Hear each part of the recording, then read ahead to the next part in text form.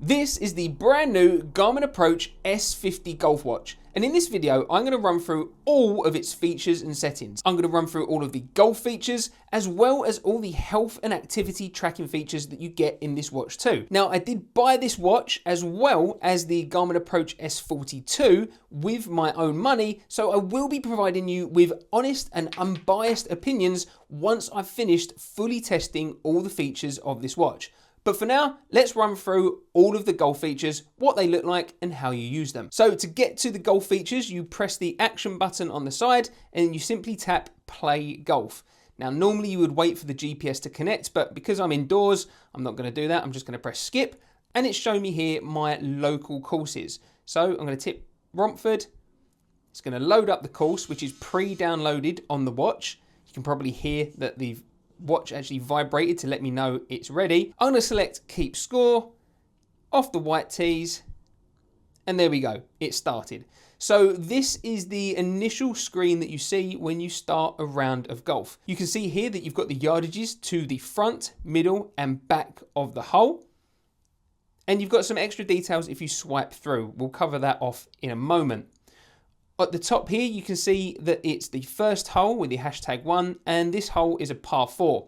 You've also got a hole counter going around the outside, and if you just see there, you've got that little box which is currently uncoloured. When you enter your score for your hole, these will populate with the colours and the scores that represent those colours as you go and complete your round. On the right hand side of the screen here, you can see that you've got a course chart.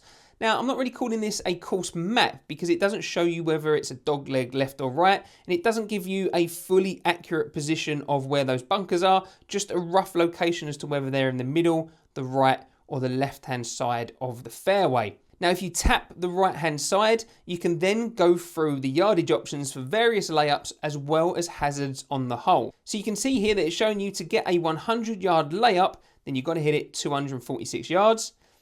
For a 150 layup, then you've got to hit it 196.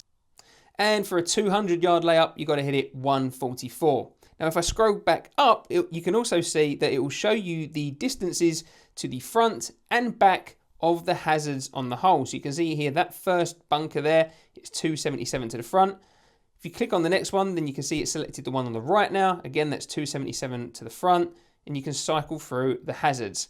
Now, because this back bunker is beyond my driving distance, it's only giving me the yardage to the front because I don't really need to know what it is to carry it. To get out of that screen, you simply just press that back button there, which is the second button on the side of the watch. You can see these squares on the side of the yardages there, and that represents the fact that slope mode is turned on. So these are the slope yardages. To change them to just the as the crow fly yardages, then you just tap the numbers there. You can see it's disappeared. Nothing changed because square means that it's a flat yardage, but they'll show either a triangle or a circle if it's uphill or downhill. What you can also do with this watch is swipe on the left-hand side, and then on the S50, it means you get the plays like feature. So that's factoring in the slope as well as environmental conditions. You can see here, no slope, so it's playing like 343, and that's to the middle of the flag. Now, talking of the middle of the flag, if you press the action button on the top here, then you get your golf menus to kind of look through and select what you want. So first of all, the first one you've got is the green view. So if you want, you can change the position of the flag, and then it will give you that specific yardage to wherever you're pointing the flag. You can see as well that it's also giving you the rough outline of the green. If you press the back button, it will take you back to that home screen. So then looking at the menu, the next option that you have is that you can change the hole. So it's nice and easy if you've got it set up on the wrong hole. And then the next option is the scorecard option. So you can see here, I haven't actually started scoring. When you get to the green, then the enter the score option will automatically pop up on the watch and it will prompt you to enter your score and details. Now, if you are just recording your score, then all it will ask you for is your strokes. Pretty simple. But if you have it set up in the menu to record stats as well, then it will also ask you to record the number of putts that you took, where you hit your tee shot, as well as any penalties that you might have taken on the hole. So there we go, I finished that hole, and you can see now I've got my running total score at the top on the scorecard. Next option on the settings is the pinpointer mode. So if you are blocked out from the green and you're not entirely sure where it is, You can see here that you can select the pinpointer mode and it will give you a rough direction of where that green is positioned. That's a really, really handy feature. Comes as standard on the S50. The next setting to show you then is round info. To be honest, not something I really pay too much attention to. It's letting you know what your handicap is, your net score so far, telling you your stats for that round specifically, and then telling you some more stats as well. As I say, I don't really choose to use that screen when I'm out on the course. Going through to the next setting, you've got last shot. So if you have it set up automatically in the settings, then as soon as you hit your shot, it will sense that you've hit it. And as you walk towards your ball, it will start with a counter at the top of the screen. If you haven't got that setting turned on, then you just press measure that last shot before you start walking to it. Swing to start measuring, add shot, start a new shot from this location. You can select which club it was that you hit, and then you start walking towards your ball and that counter will go up. Now you'll see on the top of the screen here, it should hopefully, there you go, show you at the top and give you that running counter of the distance of your last shot. As I say, in the settings, you can turn that on so that counter pops up automatically after every shot. If we go over here now into the settings, then you can see the next option is club stats. So again, a feature I don't really use out on the course, but if you're recording that information, you can get club stats on each of your clubs in that round. So you can see here, typically I hit my 3-wood 222, maximum 238. Tells me my percentage fairways hit when I'm using my 3-wood. You can see here, big right miss, not really worried about the left-hand side. Going back into the menu, you can see that you can also lay down custom targets. So if you reach a bunker on the hole and it's not actually on the map, then you can add a new bunker or water hazard or fairway or tree or whatever you like, and it will lay down that bunker where you've selected it. So then you've got it on the map for next time. Clicking through the menus, and the next feature you've got is sunrise and sunset. Not something that I'm particularly bothered about on the watch, but it's there if you want it. And then next up, you've got the option to end the round if you want, but then you've got your golf settings as well. So we're going to run through those now. So starting off, you can select your scoring method. So you can either select stroke play or Stableford. Generally, I like to use Stableford. Generally, I like to select stroke play in case the stroke index of the holes isn't correctly set up on the watch itself. I'll just manually calculate my Stableford. You've also got what handicap scoring you'd like to use. So if you keep your handicap in your Garmin Golf app, you can use that one, or you can select a local handicap or apply your slope index too. In the golf settings, you can choose whether you want stat tracking on or off. So if you turn that off, then it's not going to ask you for those hazard and putt and fairway details. And again, you can choose whether or not you're turning your penalties on or off. You can choose whether or not it prompts you when you get to the green to actually enter your score detail. So I like that one turned on. And with the S50, you are able to record the score of 2 players. So you can choose to turn that on or off if you want to there. Further down in the golf settings, you can set your driver distance if you want. And then you can also choose to have plays like turned on or off as standard. Now this is a really cool one, big numbers mode. So if you find that that home screen setting was just a little bit small and difficult to read, if you turn big numbers mode on, then, well, it does exactly what it says on the tin. You're getting some giant numbers, and same for all the details as you scroll through it as well. You've also got tournament mode as well. So if you press on for tournament mode, then you can see it will disable pinpointer and plays like feature. So now this watch is running completely tournament legal, but we'll turn that off for the demo. You can also change your distances from yards to meters, and you can choose whether or not the club prompts you to input which club you hit on your last shot. So then if you have that feature turned on, then the actual watch is going to collect more details, and that will get uploaded to the app. So then you've got club stats as well as just general overall stats. You can choose whether or not the golf is recorded as an activity, so it tracks it as a fitness activity. And then also, if you want to, you can add club sensors, so that's the CT10 or the new CT1 tags. And then also, if you've got the Garmin Approach Z30 rangefinder, which I have, and I've done a full review on, then you can pair the rangefinder to this watch. So that means you'll actually get accurate yardages to the flag or hazards that you scope with the watch, it Bluetooths those yardages straight to the watch. When you're on golf mode, if you want to check the time, you can just press the back button and it will take you to your watch face home screen, then press the back button and it will take you back to the watch. Now that's all the features included as standard with the Garmin Approach S50 when it comes to golf. If you pay for the additional Garmin subscription, then you will also get the full hole map here on the right hand side, which will actually show you the layout of the hole, as well as the ability to then touch any point on that map and get a yardage to it. In addition, you also get the green undulation view. So rather than just the standard view here, you'll actually get a map which shows you the high and low points of the green. So I'm going to go into the settings now and I'm going to end this round. So you can see here when you end it, you get a little summary of your performance. And for me, because that's just a made up round, I'm just going to choose to discard it so it won't transfer across the app and those details won't be saved. If you're finding this video helpful, please tap that like and subscribe button and watch to the end, because now I'm going to run through all of the health and tracking features of the Garmin Approach S50 and what they look like, as well as all the general settings of the watch. And the YouTube algorithm just seems to really like it if you watch all of the video. Thanks. So to get to the sport and activity tracking features, you press that menu button there on the right hand side, but now you press the 4 dots at the bottom of the watch. You can see here then it brings you up a quick menu of what you want to select. Now this menu is editable, as you can see here. You just press that edit button. First of all, you can choose to delete or move the position of where you want any of the activities, but also you can choose to add more as well.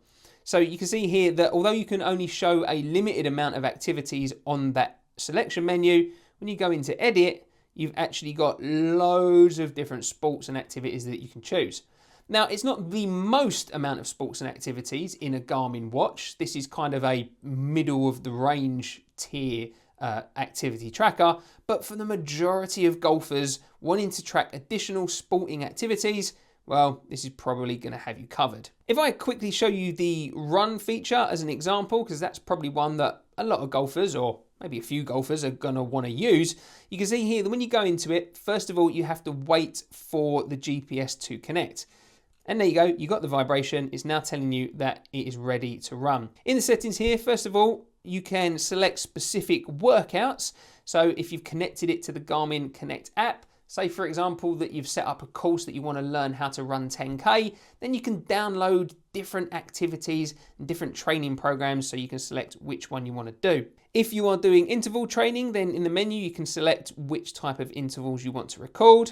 In here, again, if you've connected to the Garmin Connect app, then you can get details of your training calendar. And then you've got other settings as well. So you can actually specifically choose what data screens show when you're running and what you actually see on each of those screens. So you can see here, you can choose kind of what information you want to display or you want to move it around. So you can change all that if you edit those data fields. You can also set which alerts you get. So you can see here, you can do heart rate alerts, walking, running, pace, time, all that kind of stuff. So if you're into your running, then these will be really key features for you. And same if you're riding or swimming or anything like that. If you want to add alerts to notify you of how you're doing at certain periods, then you can do that with those options. Lastly, there's a feature at the bottom called Live Track. So if you set that up in the Garmin Connect app, then someone else can view your stats and details and GPS location while you are actually doing the activity. So once you're ready to run, you press the start button and now the GPS will begin tracking your distance, your pace.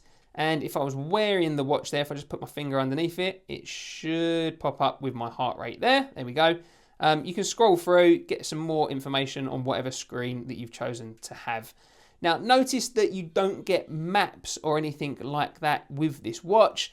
As I said, this is a bit of a middle of the road GPS and activity tracker. So you're not getting all those details that you'll find in the F70 or the Garmin Epix 8 or the Garmin Fenix 8 or 7 or Epix Gen 2 or one of the many other Garmin watches that are more dedicated to tracking things like running. Press the top button to stop it and then you can continue, save it or delete. So I'm going to delete it. There we go. Now I'm not going to run through each of the individual activities that the watch can track there, but you can kind of gather the information off that run setting there. all are pretty similar in what they show and how they work. So now I'm going to run through some of the other features of the S50. So the way that you access them is by actually swiping either up or down from your watch face. And you can choose to actually manipulate these, I think they're called widgets off the top of my head or something like that. You can choose in which order they are or where they are shown or which ones are shown. If you scroll down to the bottom and press edit, oh, that's it, glances, that's what they're called. These are called glances. Now, for the purposes of this demo, I've just put them all on so you can see what's available to you. But you can see here, heart rate, you can choose to move it around if you want or remove it if you want, totally up to you. So at the top here, I've chosen to have my heart rate. You can see if you click on it, then it will start telling my heart rate. I'm just putting my finger on the sensor below. There we go. Now I believe this is a Gen 4 heart rate and pulse and oxygen sensor, not the latest Gen 5 that Garmin use. And you can see here you get your heart rate at the top, you get a summary of the last few hours on this home screen. You also get a summary of your resting heart rate for the last week. So you can see here my average resting heart rate is 43. Next up, you can track the number of steps that you've done so far today. You can see how you've done over the week and see the distance that you've walked as well. You've then got intensity minutes, so that's if you're doing activities, gym, workouts, tracking, that kind of thing, then it will let you know how many you've done today and how you're tracking for the week. So you can see here that I've set a goal of doing 72 moderate activity minutes or 36 vigorous. Body battery is a really cool one. So Garmin have this feature where it will track the amount of rest that you have and the quality of your sleep, and it will then net that off against any activities that you are doing and stressful signs that the watch is picking up throughout the day. As you can see here, I was restoring from sleep and I got a plus 67. So this is scored out of 100. And so far, I've had a minus 46 as well, leaving me with 52 body battery left.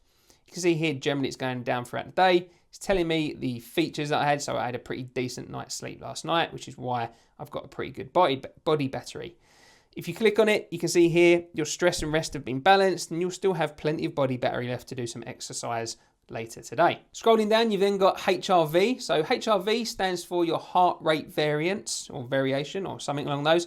And that's the distance in time between your heartbeats. And it's meant to be an indication of, you know, how stressed your body is or how well you're recovering from workouts or anything like that. Now you need to wear it for 3 weeks in a row to get meaningful data out of it. So you can see that I've only been testing it for a week so far, so it's not really telling me.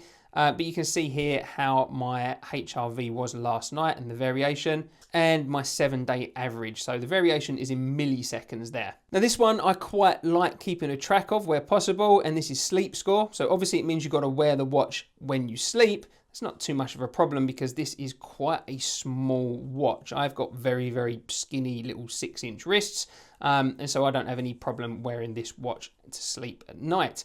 But you can see here last night I got 7 hours 37. It was okay quality. I didn't get enough REM. You scroll through and it gives you a bit of a chart on your different sleep stages. And then you scroll again and you can see actually the times it think you got. So 80 minutes of REM. Kind of makes sense because I did wake up a bit groggy. I was awake for 38 minutes because unfortunately both my children were up last night and we had to get them back to sleep. And then you scroll again and you can see your 7-day average for your sleep score. Going through, you can enter any naps. I've not had any naps and so I don't need to do anything there. Sleep coach, it can give you an idea. So you need a normal amount of sleep today. Press the button. You should feel good on your normal 7 hours and 50 sleep. Nice work, staying balanced. Thanks, sleep coach. If you choose to link your calendar, then you can get notifications and have a little look at what you've got there coming up in your diary. And then in this widget, you can see your notifications as well. So I choose to have my notifications turned off in terms of pop-up or display or vibrations, but they do track and record in here so you can get a look at them if you want. That's all my notifications from my phone. You can see here that it's actually got the little Ring doorbell logo on it as well, which is quite interesting. It will show the logo for the app. You've got a weather glance here, so click into it, tells you what the weather is like at the moment, tells you over the next couple of hours. You can look through over the next few days as well if you're interested in that. Going back, you've got recovery. So if you are tracking exercise in this watch, then it will give you an idea of how long you need to recover until your next exercise session, as it were. Not something that I hugely pay that much attention to. And here you've got the blood or what they call the pulse ox, so your blood O2 levels. Now with the S50, it tracks you when you sleep and it tracks you on request, but it doesn't track you throughout the day. So look, you can see here now, I'm putting my finger on it. Okay, so I've got to sit still, make sure the watch is secure to my wrist. So I can't quite show you how that works right now. Last time it checked it was 3 days ago.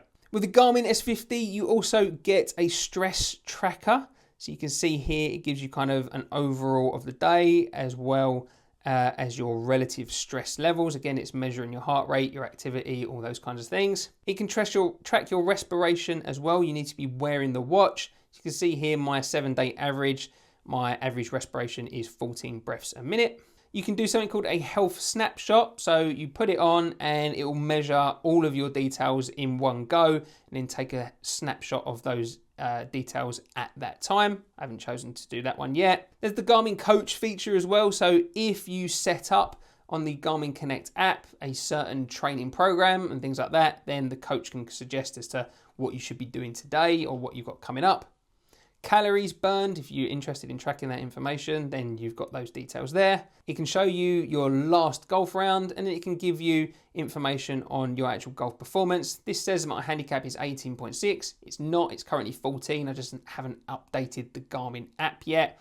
And it gives you some details in regards to your overall accuracy of your golf game. Then you've got a summary of all the updates and activities that you've recently done. So you can see I went to the gym Monday, Tuesday. I did some breath work on Wednesday. I did nothing on Thursday. And it kind of gives you a summary as you scroll through. Tells you details of your last activity.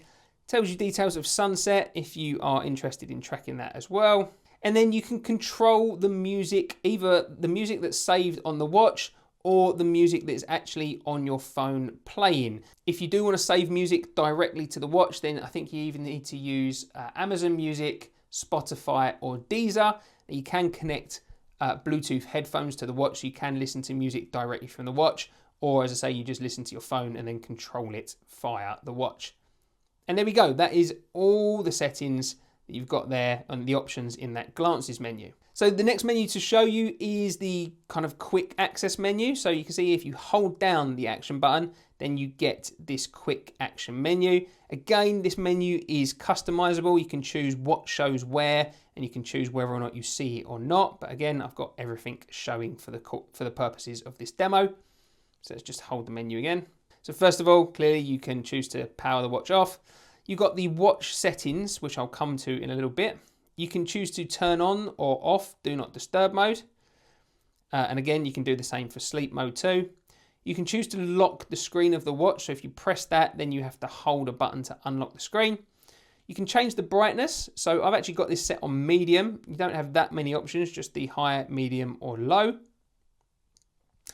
You can press Find My Phone. So if you're connected to the Garmin Connect app on your phone, then it will start buzzing and it will send out a little tone.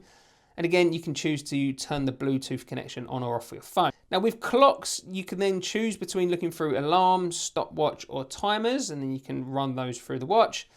And if you have a compatible bank, then you can set up Garmin Pay, there we go, via the Garmin Connect app, and then you can use the watch to tap and pay for things like you would on an Apple Watch. However, in the UK, there's only a limited set of banks that are actually set up for the Garmin Pay service. So the main bank that uses it is Santander.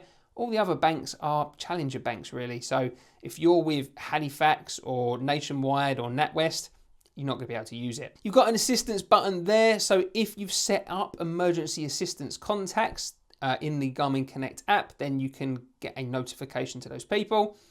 You've also got battery saver, so I've turned it on now and it's now saying that I'm going to get 6 days of battery life, and it gives you a summary of what it has changed on battery saver mode. Turn that off because I don't care about battery saver mode. There we go.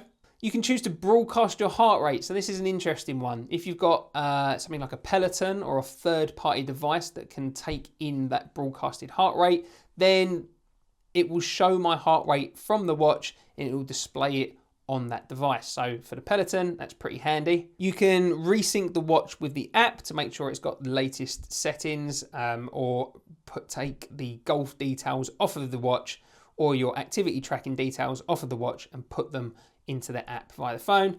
and then you can choose to sync the time to make sure that you're getting the right GPS time. I said I would also run through the main settings of the watch, so we can do that now.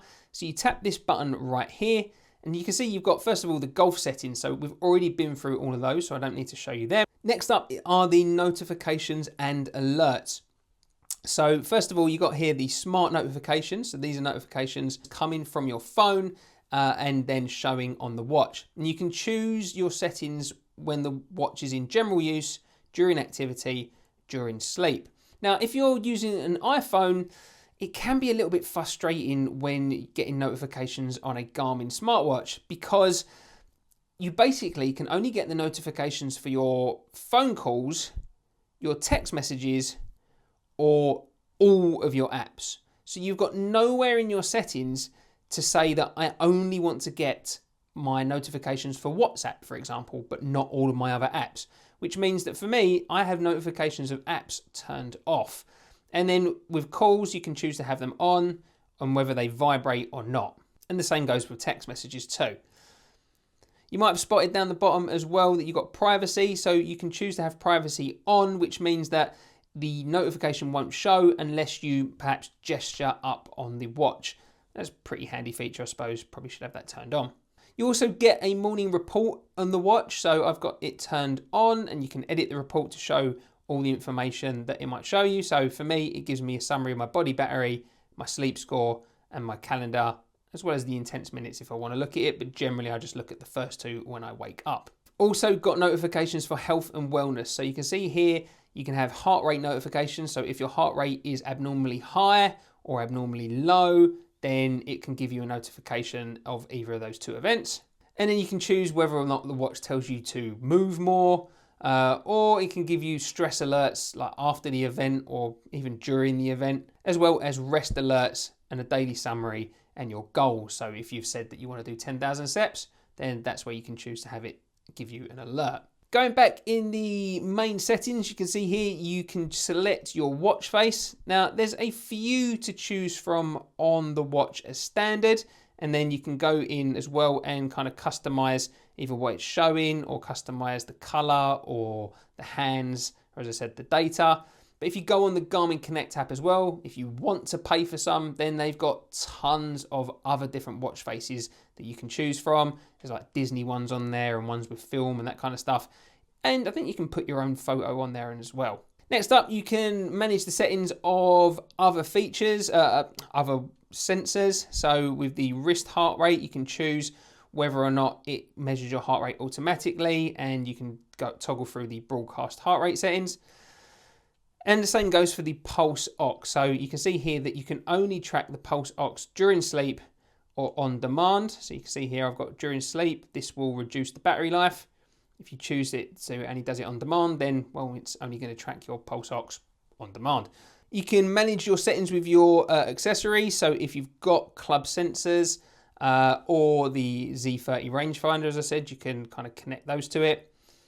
With the music, you can add Bluetooth headphones, choose whether it's in stereo, and select your music providers. So this is whether or not your music is going to be coming from your music on your watch, or whether you're going to be listening to it on the phone. And in regards to connectivity, you can sort out your connectivity with your phone via Bluetooth, pair a new phone, and the watch can also connect via Wi-Fi for updates and things like that. You can update your user profile on the watch here. I'm not going to scroll through too much because it might show some personal information on there. And you can update your safety and tracking settings as well. So the watch can detect if you've had a fall, and then you might want to set up that you automatically call an emergency contact, or you might want to set up live tracking so people can see what you're doing and where. Again, you have to set all that up in the separate Garmin Connect app. In regards to activity tracking, you can choose to track your activity, turn it on.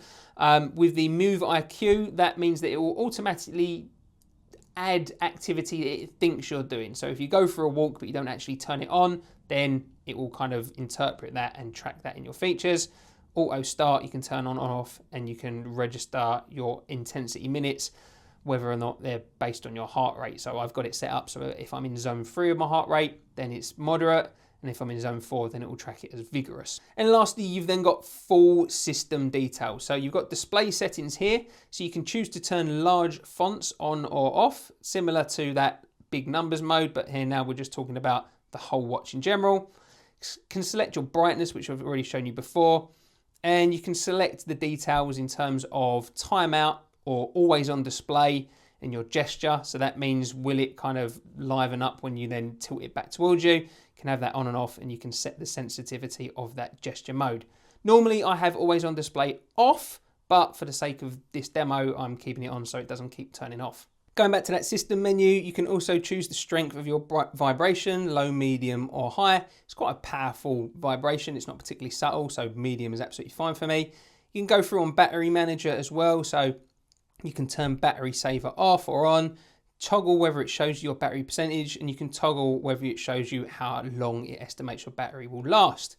You then got settings for your time, your units, whether or not the watch auto locks, your language, and then a factory reset for the watch. Now those are pretty much all of the features and settings that come as standard in this Garmin Approach S50. So as I said, if you found this video helpful, I would really appreciate it if you've got this far, if you tap the like button and tap that subscribe button as well, because I will be releasing my full, honest, unbiased review of this watch very, very soon. I'm currently testing it out on the golf course. I haven't taken it off for a whole week so far. I think I need at least another week or two before I can give my full, honest, unbiased opinions. So if you want to make sure you keep up to date with that, then make sure you tap those buttons. Let me know down in the comments what you want to know about this watch so I can include it in those full reviews. And if you're not sure whether or not you should go for the S50 or maybe spend a little bit of money and go for the Garmin Approach S70 instead, then I'll include my full unbiased review of that watch right here.